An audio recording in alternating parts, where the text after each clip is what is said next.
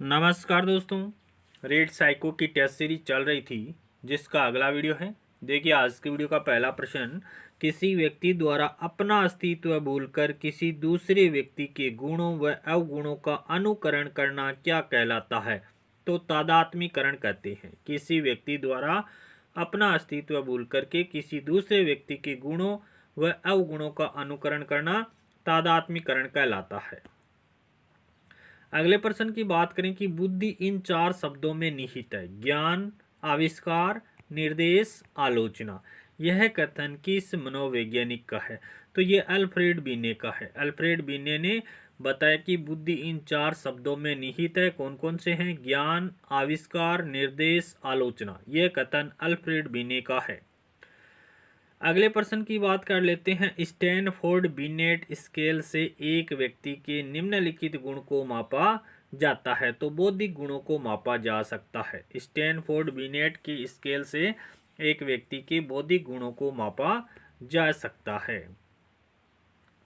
बुद्धि विषय में आधुनिक अवधारणा है। तो जीवन की समस्याओं को हल करने का गुण। बुद्धि विषय में आधुनिक अवधारणा क्या है? जीवन की समस्याओं को हल करने का गुण है। अगले प्रश्न की बात करें कि अंतर व्यक्तिक बुद्धि को प्रदर्शित करने वाला व्यवहार है। तो मिलते जुलते संवेगों तथा उदासी एवं पछतावा में भेद कर पाना। अंतर व्यक्तिक बुद्धि को प्रदर्शित करने वाला व्यवहार कौन सा है? तो मिलते जुलते संवेगों यथा उदासी एवं पछतावा में भेद कर पाना ही अंतर व्यक्तिक बुद्धि को प्रदर्शित करने वाला व्यवहार है। बसंत ऋतु किस अवस्था को कहा गया है? तो किशोरावस्था को बसंत ऋतु के नाम से भी जाना जाता है। वर्तमान में गिलफोर्ड के अनुसार उत्पाद या परिणाम के कितने भाग हैं?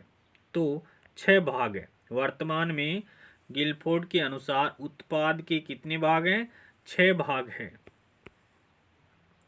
गिलफोर्ड के अनुसार उत्पाद या परिणाम को 6 भागों में बांटा गया है। कौन कौन से हैं?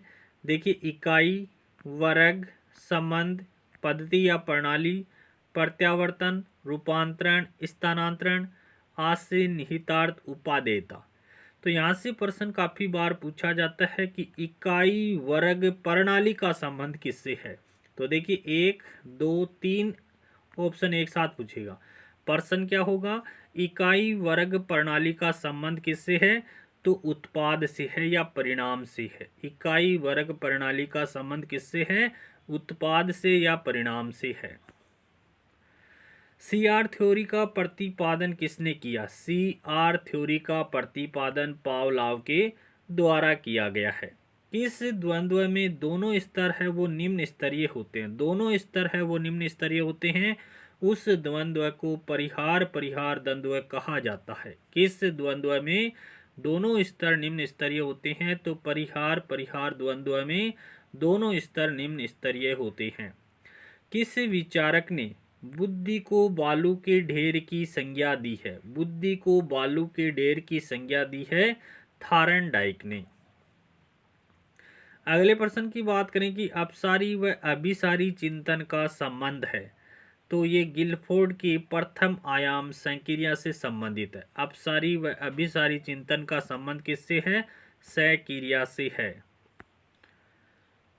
अगले प्रश्न की बात करें कि टाइप एस अनुबंधन सिद्धांत किसने दिया? टाइप एस अनुबंधन सिद्धांत दिया गया पावलोव के द्वारा।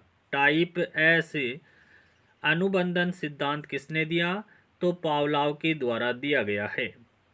इधर कुआं उधर खाई किस प्रकार का द्वंद्व है? इधर कुआं है उधर काही है, दोनों ही स्तर है वो निम्न स्तर के हैं। तो परिहार द्वंद्व का उदाहरण हो जाएगा। इधर कुआं उधर खाई किस प्रकार का द्वंद्व या संघर्ष है?